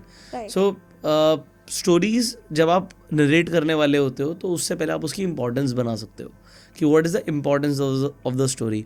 Although again आपको अगर ये इंटरेस्टिंग लगी, so thanks to her story telling skills, and that is what you need to master. So basically podcast तो स्टोरी टेलिंग के ऊपर था, सो हमने आपको स्टोरी टेलिंग के लिए इन्वाइट किया, बट आपका डोमेन थोड़ा इंटरेस्टिंग है, और इस इंटरेस्टिंग डोमेन पे लोगों के कई सारे सवाल होते हैं। एक तो वो जो ट्रायंगल वाला साइन है ना, वो जो हनी सिंह का साइन होता है, इल्यूमिनाती साइन, तो कई सारे एक्टर्स, सिंगर्स इस साइन को करते हैं। तो क्या आप इल्यूमिनाती के ऊपर कुछ बोलना चाहेंगे, व्हाट इट इज़? सो देखो, बेसिकली मैं तो ऐसी चीज़ में नहीं बिलीव करती, बिकॉज इल्यूमिनाटी का क्या लोग मानते हैं या क्या है, वो ये कि एक सीक्रेट सोसाइटी है, और इस सीक्रेट सोसाइटी में दुनिया भर के पॉलिटिशियंस, दुनिया भर के जितने भी फेमस लोग हैं, अमीर लोग हैं, या जो उस उस जगह पे आते हैं जो वर्ल्ड को कंट्रोल कर सकते हैं, इकोनॉमी को कंट्रोल कर सकते हैं, बिजनेस को कंट्रोल कर सकते हैं, वो सब इस ग्रुप का एक पार्ट है। और वो सब ना अपनी सोल्स सेटन को सेल करते हैं। मतलब जैसा इल्यूमिनाटी में ये माना जाता है कि अगर फॉर एग्जांपल मैं हूँ और मुझे फेमस होना है और मेरे कुछ ऐसे कनेक्शन है जहाँ से मैं इस सब सर्कल में आ सकती हूँ, तो मैं डीमन के साथ, सेटन के साथ कॉन्ट्रैक्ट साइन कर सकती हूँ जहाँ मैं अपनी सोल सेल करके फेमस हो जाऊँगी। अभी मैं जैसे एक इंस्टाग्राम पे क्रिएटर हूँ, यूट्यूबर हूँ, थोड़ी ऑडियंस है ये वो, बट अगर मुझे एकदम तुरंत सक्सेस चाहिए तो ये वो तरीका है, ऐसा लोग मानते हैं। But I really don't believe कि तुरंत सक्सेस के लिए कोई ऐसा शॉर्टकट होता है, स्पेशली अपनी सोल सेल कर देना। और इंडिया में ना इस सब का इतना है भी नहीं। जो रियल इल्यूमिनाटी की बातें होती है या ऐसे कॉन्स्पिरेसी मान लो, वो यूएस में है, जहाँ पे माना जाता है जितने बड़े बड़े सिंगर्स हैं, पॉप स्टार्स हैं, एक्टर्स हैं, सब ने अपनी सोल को सेल करा है, सब ने सेटन के साथ, डीमन के साथ कोई कॉन्ट्रैक्ट करा है, और तब जाके उन्हें सक्सेस मिली है, चाहे वो सेल्फ मेड है या चाहे उनकी पूरी फैमिलीज बहुत ज़्यादा रईस हैं या कुछ भी। बट इंडिया में तो इतना नहीं है। ओके, बाहर का है हनुमान जी यहाँ पे इसलिए मतलब ऐसा मान सकते हैं, बट मेरे को इसलिए भी लगता है कि इंडिया में इसलिए इतना नहीं है बिकॉज यहाँ पे नेपोटिज्म है ना। नहीं नहीं, आई एम जस्ट किडिंग, ऐसा नहीं है। बट इंडिया क्यों, ठीक है, नहीं, मतलब इंडिया में इसलिए नहीं है बिकॉज ये पूरा कॉन्सेप्ट ही बाहर का है। अब आप इंडिया में सेटन नहीं सुनोगे, लूसीफर नहीं सुनोगे, यहाँ पे लोग मानते हैं शैतान है और अलग अलग नाम भी दे रखे हैं, पर लोग फिर भगवान में भी बहुत मानते हैं। यहाँ पे मतलब माता भी आ जाती है लोगों में। हाँ, माता भी आ जाती है, बट स्पिरिचुअलिटी का भी एक बहुत बहुत ज़्यादा वो है। और अभी तो ये चलन और बढ़ गया है। पहले लोग होते थे स्पिरिचुअल जिनको अंदर से फील आती थी, अब लोग इंस्टाग्राम पे देख के भी स्पिरिचुअल हो जाते हैं कि नहीं नहीं हमने इसको देखा, ये ऐसी ऐसी बात कर रहा है। आपने देखा इंस्टाग्राम पे ऐसे कितने सारे गुरुज आ चुके हैं कि ये कर लो सक्सेस, वो कर लो सक्सेस, प्यार में पड़ जाएगा, वो पड़ जाएगा। तो ये सब ज़्यादा है, पर इल्यूमिनाटी एंड ऑल बाहर जाता है। ओके, सो आप अभी कंट्रोवर्सी की बात कर रहे थे बियॉन्से की, तो उसके ऊपर आप बताना चाहोगे? राइट, तो जैसे इल्यूमिनाटी के ना, तो इल्यूमिनाटी का ये जो सर्कल है जिसमें बहुत बड़े पॉप स्टार्स इन सब का नाम आता है, तो उनमें ना कुछ फेमस लोग हैं जिनके गाने यहाँ पे भी बहुत ज़्यादा फेमस है। अब मैं से एकदम नाम नहीं लेना चाहती, बट अभी कंट्रोवर्सी हुई थी डिडी की। तो ये बाहर एक बहुत फेमस आदमी है, बहुत रिच है, इनके बियॉन्से से लेके जे-ज़ी वगैरह सब फ्रेंड्स हैं, और ये एक बहुत बड़े बिजनेसमैन है, ये सॉन्ग्स लिखते हैं, ये सॉन्ग्स बेचते हैं, बहुत कुछ करते हैं, मतलब मल्टीपल चीज़ें। अभी कुछ दिनों पहले ये अरेस्ट हो गए। तो ये अरेस्ट हो गए तो इनके ऊपर ना सेक्सुअल हरासमेंट के केसेस थे, इनके ऊपर ऐसे केसेस थे कि ये सेक्स ट्रैफिकिंग करते हैं, इन पे ऐसे केसेस थे कि ये बच्चों के साथ गलत करते हैं। सो बेसिकली इनके घर से ना बहुत सारा बेबी ऑयल मिला था, एंड बेबी ऑयल मिलने के बाद ऐसे जब ये सब हुआ ना, तो काफ़ी लोग सामने आए कि इन्होंने हमारे साथ भी हरासमेंट करी, हमारे साथ भी हरासमेंट करी, मेरे साथ भी छेड़खानी करी। तो फिर ऐसा कहानी निकला कि जितने भी यंग पॉप स्टार्स थे या एक्टर्स थे पहले, कुछ साल पहले, डिडी उनके साथ गलत करता था, फिर जाके वो फेमस होते थे। ऐसी भी कंट्रोवर्सीज है, ऐसी भी कहानियाँ हैं कि ये लोग ना पार्टीज़ होस्ट करते हैं बहुत बड़ी बड़ी, जो मतलब ए लिस्ट पार्टी होती है, उसमें जाना किसी की बस की बात नहीं है। टॉप पॉप स्टार्स, एकदम बिलियनर्स, ट्रिलियनर्स, वो सभी जा सकते हैं, वही सब अटेंड कर सकते हैं। और उन पार्टीज़ में ये सब ऐसी dark magic, black magic, sexual harassment, ये सब खुद प्रैक्टिस करते हैं, सब के सब। और मतलब सेटन को वर्शिप करते हैं और बहुत ऐसी गलत चीज़ें करते हैं उन पार्टीज़ में जो आप नहीं बता सकते। तो ये सब उस कंट्रोवर्सी का हिस्सा था। प्लस इसमें जस्टिन बीबर का भी एक पार्ट आया था कि जब वो छोटा था, जब वो इस इंडस्ट्री में अपना नाम बना ही रहा था, तब उसके साथ सेक्सुअल हरासमेंट हुई थी और वो इन्होंने ही करी थी। But is it real? But अब देखो, सामने से जस्टिन बीबर तो ऑब्वियसली नहीं बोल रहा, बट अब अगर वहाँ पे CBI वगैरह सब कोई आके इन्वेस्टिगेटर्स बोल रहे हैं, दिखा रहे हैं, प्रूफ सिखा रहे हैं, और बहुत केसेस आ रहे हैं। ऐसे बहुत सारी एक्ट्रेसेस हैं जो अब नहीं काम करती मूवीज़ में, जब पहले की एक्ट्रेसेस थी, जब वो यंग थी, उनके साथ बोल रही हैं कि उन्होंने गलत करा है, डिडी ने गलत करा है। तो कुछ तो रियलिटी होगी, बट वो तो अपफ्रंट आके नहीं बोल सकते ना।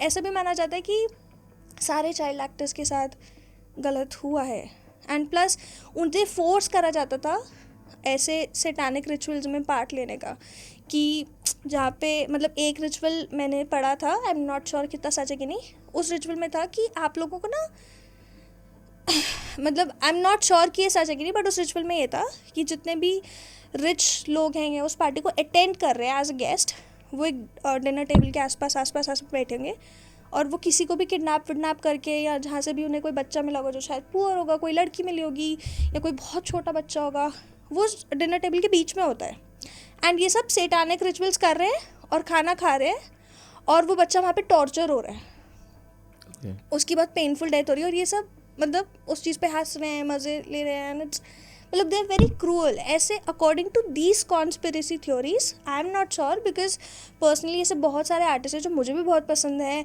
बहुत सारे एक्टर्स हैं बाहर के जो जिनकी मूवीज़ मैं बहुत ऐसा फॉलो करती हूँ, तो I also don't want to believe कि ऐसा सच में होता है। बट ऐसा है कि कुछ ए लिस्टेड पार्टीज़ होती है जिनका थीम भी होता है कि ऑल वाइट क्लोथ्स या all this all that theme parties and all, और काफ़ी अंडरग्राउंड पार्टीज़ है जो किसी को पता भी नहीं कि होस्ट भी होती है। सो मे भी हो सकता है, मे भी नहीं हो। ओके, जब मे भी नहीं है तो उसे मत मानिए। Maybe again a story, okay, so again a story she narrated, so maybe you liked it और maybe you didn't, but she is an excellent story teller जो मैंने आपको बताया। सो काफ़ी कुछ सीखने को मिला होगा आपको।